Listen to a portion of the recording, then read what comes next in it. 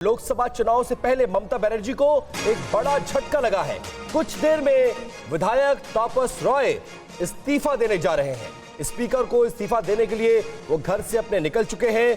तापस Roy TMC छोड़ सकते हैं।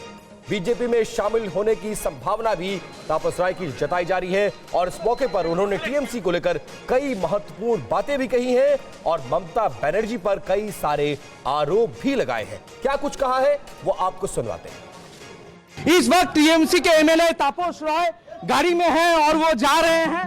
बस एक ही सवाल है, तापस दा আপনি কি ইস্তফা দিতে যাচ্ছেন? হ্যাঁ, আপনি কি বিজেপি জয়েন করছেন? আমি এখন আনইথিক্যাল। আমি এখনো পর্যন্ত এই সব সম্পর্কে কিছু বলা আনইথিক্যাল।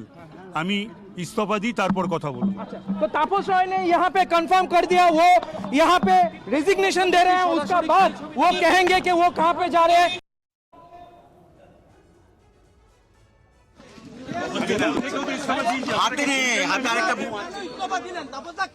আমি ইস্তফা দিলাম। ইদানিং কালে আমার মনে হচ্ছিল না যে আমার কোনো প্রয়োজন আছে এই দলে, প্লাস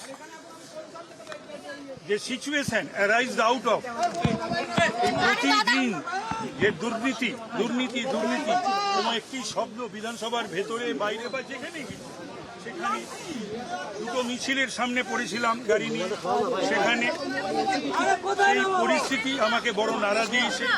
তারপরে সন্দেশখালীর ঘটনা, এই সমস্ত রয়েছে।